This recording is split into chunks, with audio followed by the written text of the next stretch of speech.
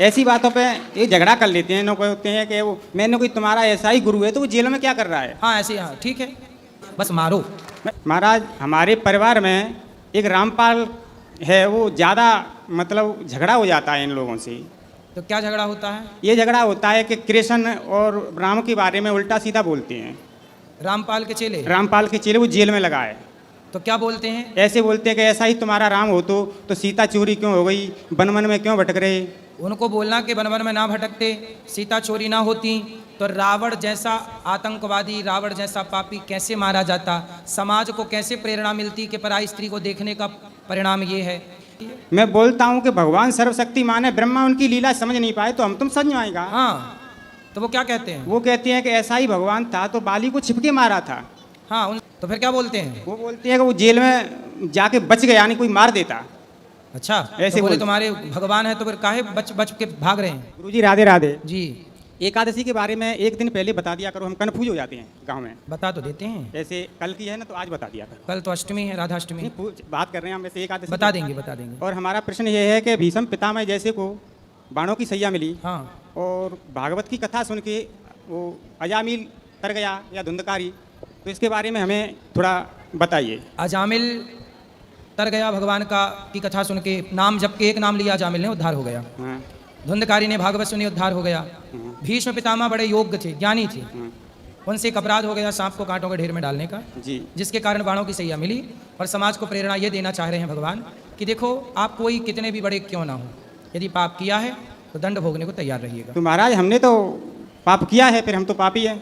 तो फिर आत्मसमर्पण कर दो। आत्मसमर्पण, आपकी हर बात को ऐसे अर्जुन ने मानी भगवान की बात, कृष्ण की, ऐसे आपकी बात को फॉलो करते हैं हम घर में। तो फिर यदि हमने आत्मसमर्पण कर दिया और अब हम पाप नहीं करते, हमने किए थे हाँ। और अब नहीं कर रहे हैं, यदि हमने पाप किए और हमने उसे कभी दोहराया नहीं तो ईश्वर उन्हें माफ कर देते हैं। जी। यदि आप कह दें सन्मुख हाँ ही जीव मोहि जबहि जन्म कोटि यज्ञ नासहि तबहि अहम त्वा सर्व पापेभ्यो मोक्षयिष्यामि मा शुचः, यदि भक्त भगवान की शरण में चला जाए तो वो कितना भी बड़ा पापी हो, भगवान उसका उद्धार कर देते हैं। शर्त है कि आप दोबारा उस पाप को दोहराए ना। नहीं महाराज, ये शरीर में प्राण रहेंगे जब तक वो पाप नहीं करेंगे, चेंटी को भी नहीं मारेंगे। हाँ सही, फिर भगवान बड़े दयालु हैं। महाराज हमारे परिवार में एक रामपाल है, वो ज़्यादा मतलब झगड़ा हो जाता है इन लोगों से। तो क्या झगड़ा होता है? ये झगड़ा होता है कि कृष्ण और राम के बारे में उल्टा सीधा बोलते हैं। रामपाल के चेले? रामपाल के चेले वो जेल में लगा है। तो क्या बोलते हैं? ऐसे बोलते हैं कि ऐसा ही तुम्हारा राम हो तो सीता चोरी क्यों हो गई, वन वन में क्यों भटक रहे। उनको बोलना कि वन वन में ना भटकते, सीता चोरी ना होती तो रावण जैसा आतंकवादी, रावण जैसा पापी कैसे मारा जाता, समाज को कैसे प्रेरणा मिलती कि पराई स्त्री को देखने का परिणाम ये है। फिर हनुमान जी का लंका जाना कैसे होता, सुंदरकांड कैसे प्रकट होता। इसलिए कुल मिला के राम को लीला करनी थी तो अपने भक्तों के लिए भगवान ने ये लीला रची। तो बोले भगवान है वो, भगवान लीला कर सकते हैं, इसमें क्या है, भक्तों के लिए, भक्तों का यश बढ़ाने के लिए। मैं बोलता हूँ कि भगवान सर्वशक्तिमान है, ब्रह्मा उनकी लीला समझ नहीं पाए तो हम तुम समझ आएगा। हाँ तो वो क्या कहते हैं? वो कहते हैं कि ऐसा ही भगवान था तो बाली को छिपके मारा था। हाँ उनसे बोलना कि बाली को छिपके इसलिए मारा क्योंकि सामने से मारते तो बाली शरण में आ जाता, और शरण में आता तो फिर राम जी मार ना पाते। शरण में आए हुए को नहीं मारना चाहिए, और यदि नहीं मार पाते तो सुग्रीव को वचन दे चुके थे कि सुग्रीव मैं बाली को, सुन सुग्रीव मारी हूँ बाल ही एक ही बाण से मैं बाली को मारूंगा, वचन दे चुके थे। यदि बाली शरण में आ जाता, राम ना मारते बाली को, तो सुग्रीव बोलता कि राम जी आपने तो मेरे से कहा था मैं बाली को मारूंगा, आपने नहीं मारा, मतलब आपने बाली से हाथ मिला लिया और हमें धोखा दे दिया। तो भगवान पर मित्र को धोखा देने का आरोप लग जाता। इसलिए राम जी ने कहा छिपके ही मार दो। और वो कौन सा भला आदमी था, भाई की पत्नी को लेकर उसके साथ दुराचार करता था, ऐसे आता ताइयों को ताही बधे कछु पाप ना हुई। हंसों को छिपके मारो, आगे से मारो, पीछे से मारो, बस मारो। ऐसी बातों इनको तो मारना धर्म है। ऐसी बातों पे ये झगड़ा कर लेते हैं, लोग होते हैं कि वो मैंने कोई तुम्हारा ऐसा ही गुरु है तो वो जेल में क्या कर रहा है। हाँ ऐसे, हाँ ठीक है। तो फिर क्या बोलते हैं? वो बोलते हैं कि वो जेल में जाके बच गया, यानी कोई मार देता। अच्छा ऐसे तो बोले बोल- तुम्हारे भगवान है तो फिर काहे बच बच के भाग रहे हैं? और माता का पिता का संस्कार नहीं किया, और दान पिंड नहीं किए, और तेरहवीं नहीं की। किसकी? अपनी माँ की। अपनी माँ की 13वीं नहीं की? नहीं, उन लोगों ने? हाँ उनसे झगड़ा हो गया हमारा। तो देखो ये सब नास्तिकता है। हाँ वही तो मैं बोल रहा हूँ। वो गलत खुद कर रहे हैं और दूसरों को गलत कह रहे हैं। वो परिवार के हमारे चाचा ताऊ के। लो देखो ऐसा है ना, उल्लू को सूर्य नजर नहीं आता तो उल्लू समझ लेता है सूर्य है ही नहीं। ऐसे इन उल्लुओं को भगवान की अनुभूति नहीं हो रही है तो ये समझ रहे हैं उल्लू के भगवान है ही नहीं। महाराज मैं कथा सुनता हूँ तो यहाँ पे आके सुनता हूँ, फिर मोबाइल में सुनता हूँ, तो क्या मुझे सही है, कहीं भी रहो सुनो। जी महाराज। आत्मा ये अमर कथा जो आपको सुनाई जा रही है ये सत्यनारायण कथा है। और हमने जो कथाएं सुन रखी हैं वो सत्यनारायण कथा नहीं थी। सत्यनारायण का अर्थ होता है सत्यनारायण। सत्य माने अविनाशी, जिसका नाश कभी ना हो, सच्चा भगवान, सच्चा साहिब। हम सत साहिब बोलते हैं उसको, और पहले उसको सत्यनारायण कहा करते थे। सत्यनारायण। नारायण का क्या अर्थ होता है कि जल के ऊपर विराजमान होने वाला परमात्मा। वो परमात्मा नारायण जो है ये कबीर देव है, कबीर साहब है, जो जल के ऊपर आके विराजमान होता है कमल के फूल पर। ये सत्यनारायण है, ये अविनाशी परमात्मा है। हम इसको सत साहब बोलते हैं, सत साहिब।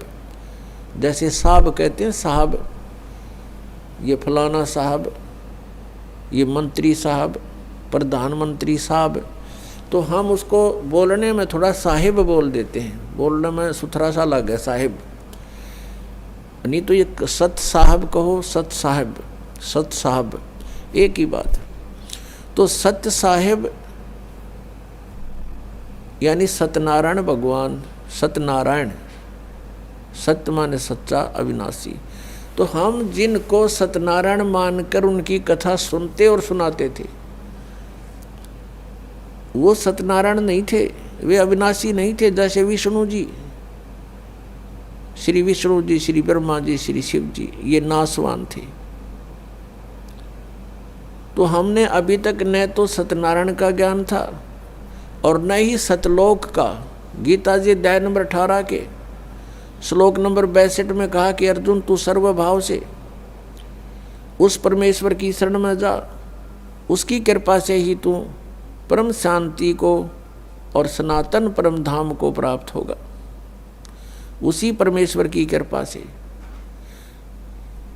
सनातन परम धाम और परम शांति। जब तक जन्म मृत्यु है जीव को शांति नहीं हो सकती, क्योंकि इस पृथ्वी पर आप किसी भी जीव को देख लो, किसी को भी चैन नहीं है। हम राजा लोगों को ये समझते थे ये बड़े सुखी हैं, इन जैसा दुखी धरती पर इंसान नहीं। ये सत्कर मान लेना। अब इनके बस की बात नहीं, ये राज ना करें क्योंकि इनके भाग में लिख रखा है, इसकी इनकी किस्मत है, पिछले पुण्य है। उन पुण्यों के प्रतिफल में उनको ये समस्या मिली हुई है। देखो, एक छोटे से परिवार का एक मुखिया होता है जिसमें 5-7 सदस्य होते हैं। उनकी व्यवस्था में वो कितना दुखी रहता है। किसी कोई बीमार हो गया, किसी के कपड़े लेने हैं, किसी की फीस भरनी है, फिर विवाह के योग्य हो गए, विवाह ना हुआ तो चिंता होगी, तो फिर आगे मनमाने और समस्या, पुत्र ना हुए उनका तो समस्या। तो कहने का भाव ये है, वो एक ही छोटे से परिवार के पोषण में रात को भी सपने में भी दुखी रहता है।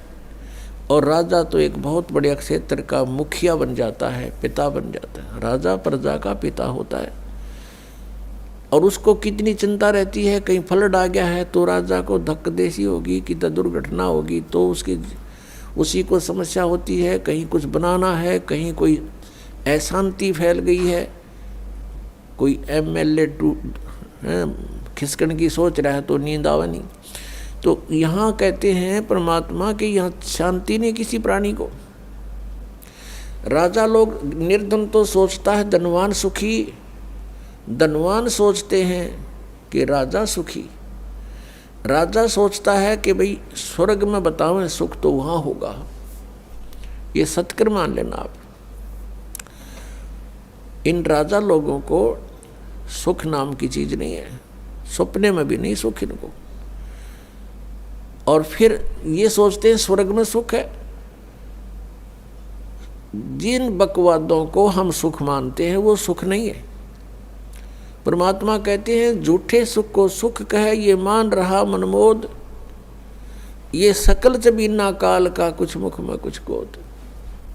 बेटा जाया खुशी हुई बहुत बजाए थाल, ये तो आना जाना लगा हुआ है जो कीड़ी का नाल।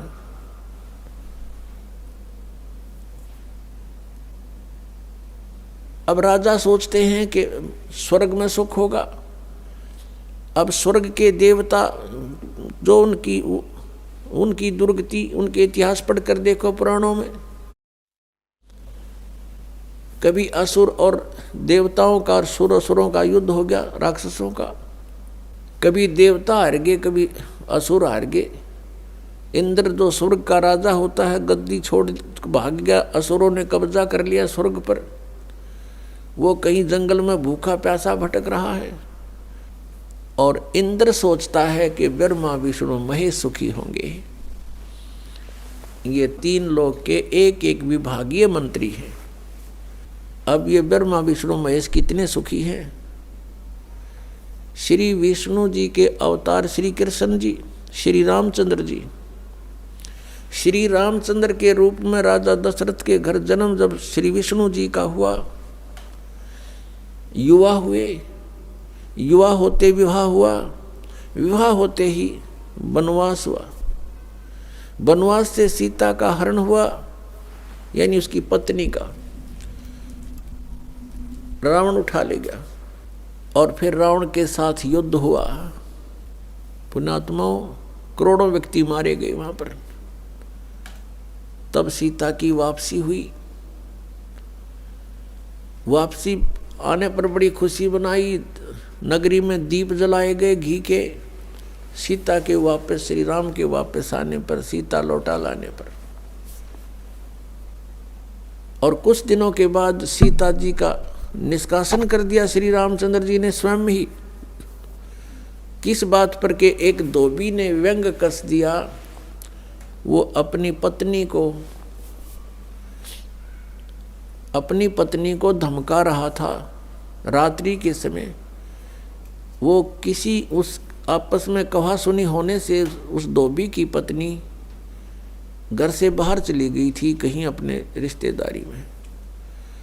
फिर वो वापस लेकर आया तो उसको धमका रहा था कि मैं तुझे घर नहीं रखूंगा, तू 3 दिन कहाँ रही। मैं दशरथ के पुत्र जैसा नहीं हूं जो वहां पर 12 वर्ष तक रावण के पास रही, उसको फिर घर ले आया। उधर से श्री रामचंद्र जी राजा थे अयोध्या के। पहले राजा लोग अपनी प्रजा के दुख सुखों को स्वयं ही जाना करते थे। रात्रि के अंदर वेश बदल कर घूमा करते थे। ये बात जब देखा कि किस घर में की आवाज़ आ रही है, वहाँ खड़ा होकर सुना, तब उसने सुनने को मिला कि मैं उस राजा दशरथ के पुत्र रामचंद्र जैसा नहीं हूँ जो रावण के पास उसकी पत्नी रही और उसको घर में रखे हुए है। तो सुबह निकल जाना यहाँ से। इस बात को सुनकर ही श्री रामचंद्र जी ने सीता जी को निष्कासित कर दिया, निकाल दिया घर से कि नगरी के लोग मेरे ऊपर व्यंग कस रहे हैं और मैं ये बात नहीं सुन सकता। पुण्यात्माओं, जब सीता जी को रामचंद्र जी लाने लगे, रावण का वध करके लंका का राज्य विभीषण को देकर, तब श्री रामचंद्र जी ने कहा था कि मैं तेरी परीक्षा लूंगा और यदि परीक्षा में सफल होगी तो मैं ले चलूंगा, नहीं तो नहीं ले चलूंगा। मैं तुझे अग्नि में जलाऊंगा, यदि तू अग्नि में जल गई तो समझूं तेरी कि तू कलंकित थी, तू रावण को समर्पित हो चुकी थी, और यदि अग्नि में तू नहीं जली तो मैं निष्कलंक जानूंगा, तब तुझे ले चलूंगा। ऐसा ही किया गया। सीता को अग्नि में बैठा दिया और हजारों की संख्या में दर्शक थे। सीता जी नहीं जली और सब ने कहा कि भगवान निष्कलंक है, माई निष्कलंक है। और इतनी कठोर परीक्षा लेकर के वापस अपने घर लाया था और फिर एक व्यक्ति के कहने से श्री रामचंद्र जी ने उसको निकाल दिया, अपनी पत्नी को। तो कहाँ गई वो उसका अपना जजमेंट? तो ऐसे ये राजा के योग्य भी नहीं थे ये लोग, और हम इनको भगवान मान रहे थे। एक गर्भवती औरत को अपनी को घर से बाहर निकाल देता है, कहीं मरो कहीं जाओ, कोई बात थी? या फिर परीक्षा लेने की क्या जरूरत थी? और क्यों इतनी दुनिया मरवाई, फिर छोड़ देता रहे, रावण के पास ही रहती हो। पुण्यात्माओं, यहाँ का राजा काल भगवान है, और ये नहीं चाहता कि यहाँ के प्राणियों को परमात्मा का पता लग जाए, जिस कारण से इसने इनको भगवान सिद्ध करवा रखा था अपने नकली दूतों के माध्यम से। और फिर क्या होता है लास्ट में, श्री रामचंद्र जी ने अश्वमेघ यज्ञ घोड़ा छोड़ दिया कि पूरी पृथ्वी पर शासन प्राप्त करने के लिए कि इस घोड़े को जो पकड़ेगा वो युद्ध करे मेरे साथ। वो घोड़ा उन्हीं के पुत्रों ने, जो सीता जी ने बाहर जाके जन्म दिया था ऋषि वाल्मीकि की कुटिया में, एक पुत्र गर्भ में था, दूसरा फिर वाल्मीकि जी की मिसअंडरस्टैंडिंग के कारण एक घास से, यानी कुसा से, या घास होती है डाब, इससे एक लड़का बनाया था। ये अलग कहानी है, फिर बताएंगे। तो लव और कुश नाम से प्रसिद्ध हुए। लव तो सीता के गर्भ से जन्म हुआ था, और कुश को वाल्मीकि जी ने अपनी भक्ति शक्ति से उसको बनाया था। लव और कुश युवा थे, उन्होंने वो श्री रामचंद्र जी का घोड़ा पकड़ लिया। फिर उनका पिता पुत्रों का युद्ध हुआ तो दोनों ने छक्के छुड़ा दिए राम के, और सीता जी फिर भी उनके हाथ नहीं आई, और वो पृथ्वी के अंदर समा गई। और श्री रामचंद्र जी ने आकर के सरयू नदी के अंदर, अयोध्या के साथ से बह रही एक सरयू दरिया, उसमें जल समाधि ले ली इसी दुख में। अब श्री कृष्ण जी का इतिहास देख लो। श्री विष्णु जी अवतार, श्री कृष्ण जी श्री राम वाली, श्री रामचंद्र जी के जीवन वाला भोग भोग के वो प्राणी श्री कृष्ण रूप में फिर जन्म हुआ। सारा जीवन दुखी रहा श्री कृष्ण, सारा जीवन जेल में जन्म हुआ, माता पिता कैद में, कभी मामा शत्रु हो गया, कभी पूतना मारने जा रही है, कभी केसी, कभी चाणोर शत्रु हो गया, कभी जरासिंह लड़ने को आ रहा है, कभी शिशुपाल से युद्ध हो रहा है, कवासुनी हो रही है, और कभी फिर कल्यवन आ रहा है। इस दुख में श्री कृष्ण जी ने मथुरा का त्याग कर दिया और ऐसे स्थान पर रहने लगे जहाँ कोई ना पहुँच सके। समझदार व्यक्ति यही सोचते हैं, राड से बाढ़ अच्छी होती है, झगड़े से बचाव अच्छा होता है। श्री कृष्ण जी उन सबको भी मार सकते थे, क्योंकि वो त्रिलोक के में एक विभागीय मंत्री है, एक विशेष शक्ति होती है प्राणी में, वो उनके अंदर शक्ति थी। लेकिन यही सोचा था कि किस किस ने मारूं, या तो सबकी बुद्धि भ्रष्ट। तो श्री कृष्ण जी ने द्वारका बनाई। समुद्र के बीच में एक टापू था जिसका केवल एक गेट था, द्वारिका, एक द्वार की नगरी। और ये सोच करके वहाँ यदि इतनी दूर, पहले तो कोई आवेगा नहीं, ऐसे स्थान पर जा रहे हम, और वहाँ कोई आ भी गा युद्ध करने तो हम एक ही तरफ से उसका सामना कर सकते हैं, इसलिए एक गेट था उसका, और बाकी 3 समुद्र था 3 तरफ। तो वहाँ श्री कृष्ण जी चले गए, अपना अधिकतर सारा ही जीवन वहाँ व्यतीत किया। यहाँ तो ज़्यादा से ज़्यादा 18 साल के 20 वर्ष के तक यहाँ रहे थे द्वारका में, और बाकी फिर लगभग 200 वर्ष तक जिए थे श्री कृष्ण जी, और बाकी का समय द्वारका में व्यतीत किया था उन्होंने। तो अब ये जो लोग अनजान संत ऋषि, ये गुरु नकली हमें भ्रमित करते हैं कि द्वारका का उस गोवर्धन का की परिक्रमा करनी चाहिए, और वृंदावन अवश्य जाना चाहिए, मथुरा में अवश्य जाना चाहिए। वहाँ हमारे भगवान ने लीला की है, उनके चरण कमल टिके हैं। वहाँ घूमा करते थे, स्नान किया करते थे। अरे श्री कृष्ण जी यहाँ तक 20 वर्ष रहे थे इस मथुरा में, बाकी 180 साल तो वहाँ रहे हैं द्वारका में, और वहाँ का नामो निशान मिट गया उस द्वारका को। इसलिए वहाँ ख़त्म की द्वारका, समुद्र में डूब गई श्री कृष्ण जी की मृत्यु के बाद, और यादों का विनाश हो गया था, आपस में लड़के मर गए थे। और जो बाकी शेष औरतें बची थी उनको अर्जुन ले आया था, सब खाली हो गई थी द्वारका। उसके बाद वो समुद्र ने डबो दी थी, अंदर चली गई। कारण यही था कि भगवान ने सोचा कि यहाँ आएंगे फिर ये धक्के खान द्वारका में इतनी दूर, इसलिए उसका नामो निशान मिटवा दिया था। अगर आज द्वारका होती तो ये नकली कहते द्वारका में भगवान रहे थे, वहाँ जाया करो, वहाँ बहुत पुण्य होता है। उस द्वारका में तो सत्यानाश होया था, सारे यादव कटका मर गए थे वहाँ पर। आज भी जाते हैं वहाँ बहुत से श्रद्धालु। तो कहने का भाव ये है कि जब तक आत्मज्ञान बिना नर भटके, इस तत्व ज्ञान बिना नर भटके, कदे मथुरा कदे काशी। फिर श्री कृष्ण जी का फिर कैसे अंत हुआ? श्री कृष्ण जी के सामने पूरा यादव कुल आपस में लड़का मर गया, पोते पड़पोते रिश्तेदार सब आपस में कटका मर गए।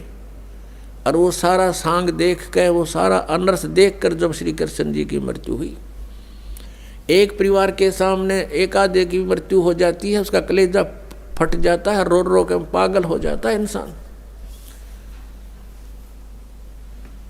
तो पुण्यात्माओं, आज तक हमें सत्यनारायण कथा नहीं मिली थी, और ये सत्य कथा है। सत्यनारायण का अर्थ है सच्चा भगवान, और सच्चे भगवान की सच्ची कहानी, सच्ची कथाएं। तो प्रसंग चल रहा है कि परमात्मा ने बताया कि तुम जब तक जन्म और मृत्यु के अंदर हो, सुख नहीं हो सकता, शांति नहीं हो सकती। अब इंद्र सोचता है ब्रह्मा विष्णु महेश सुखी होंगे। अब इन ब्रह्मा विष्णु महेश की आप देख रहे हो, श्री राम की, श्री विष्णु जी की, श्री कृष्ण जी की कैसे दुर्गति हुई। श्री कृष्ण यानी ब्रह्मा विष्णु महेश सोचते हैं कि परमात्मा कोई और है, हम सुखी नहीं हैं। अगर आप ये वीडियो YouTube पर देख रहे हैं तो हमारे चैनल को सब्सक्राइब करें और बेल आइकन को दबाना ना भूलें। अगर आप Facebook पर ये वीडियो देख रहे हैं तो हमारे पेज को लाइक करें।